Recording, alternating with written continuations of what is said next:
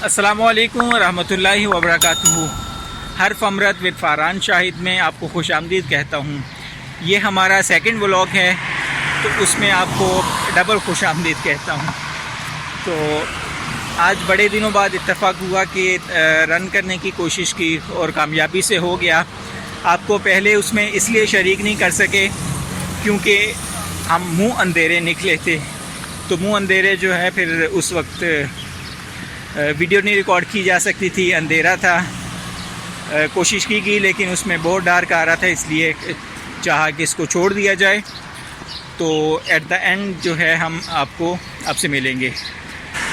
इस वीडियो का एक आखिरी पोर्शन होगा जो जिस रोड पर हम रन किए हैं उसके हवाले से, उसकी थोड़ी सी तारीख़ है, उस हवाले से होगा। उसको आप ज़रूर देखिएगा, उसे मिस ना कीजिएगा।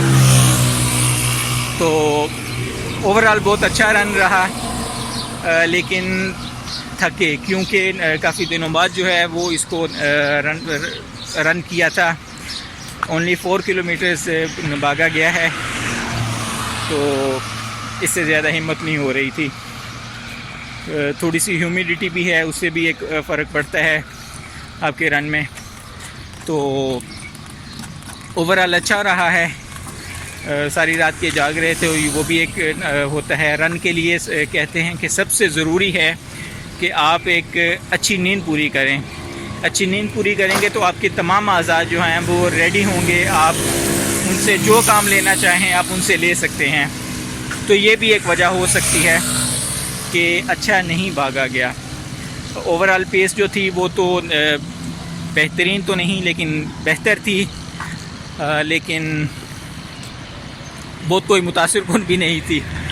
इसलिए आप भी जब चाहें, जब रन करें उससे पहले आप ज़रूरी समझें कि आप एक मुकम्मल नींद जो है वो लें। उससे ये होगा कि आपकी बॉडी ने पूरा मुकम्मल रेस्ट किया होगा, तो आप बेहतर तौर पर परफॉर्म कर सकेंगे। आपको थकावट महसूस नहीं होगी, आप बिल्कुल फ़्रेश तरीके से जो है वो रन कर सकेंगे। उससे पहले आप कोशिश किया करें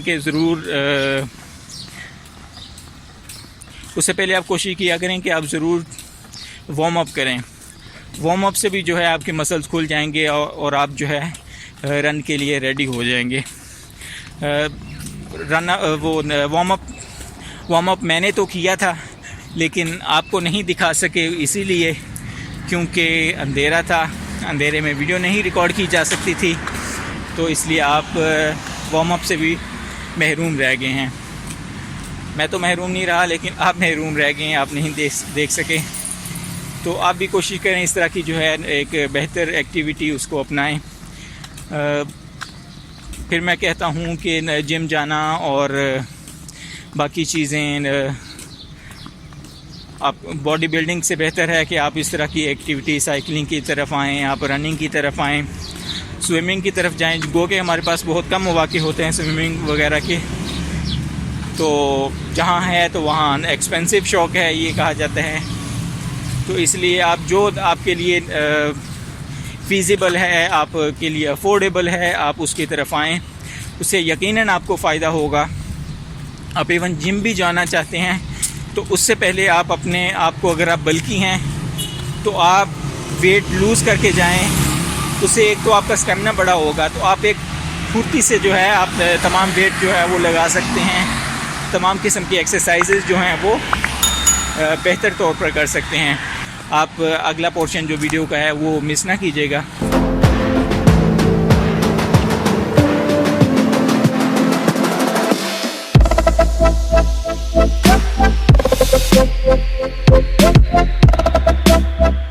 ये है रावलपिंडी का माल रोड।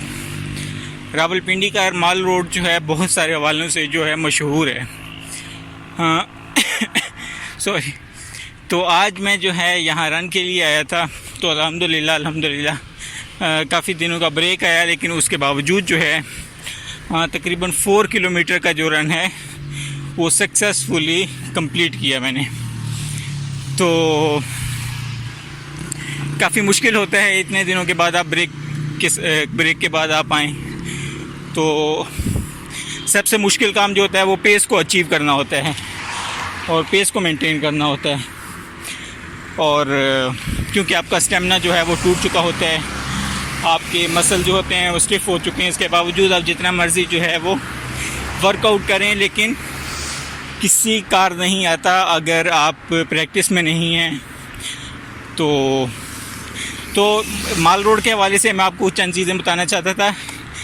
पाकिस्तान बनने से पहले जब महमूद गज़नवी का गुज़र यहाँ से हुआ तो आगे वो लाहौर जाना चाहता था, लेकिन आगे 5 दरियाओं में जो है तुग़यानी आई हुई थी, जिसके बायस वो आगे नहीं जा सकता था। तो उसने यहीं रावलपिंडी में माल रोड के करीब सदर का एक इलाका है, यहाँ उसका पड़ाव हुआ, जिसकी वजह से जो है इस रोड का नाम जो है वो इस इलाके का नाम जो है वो गजनीपुर। रावलपिंडी का अगर आप कहें कि सबसे पुराना नाम क्या है तो आप इसे गजनीपुर कहेंगे, जो बाद में जो है गजनीपुर के नाम से याद किया जाने लगा। तो इस हवाले से जो है एक्चुअली तो मेरी डॉक्यूमेंट्री है, तो ये मैं उसी का आप समझे कि मैं स्क्रिप्ट जो है वो पढ़ रहा हूँ या बोल रहा हूँ। तो मैं उसको जो है डॉक्यूमेंट्री की चीज़ें यहाँ रिवील नहीं करना चाहता, लेकिन आपको सिर्फ इस रोड की ख़ासियत, अहमियत और इसकी तारीख़ बताना मकसूद थी।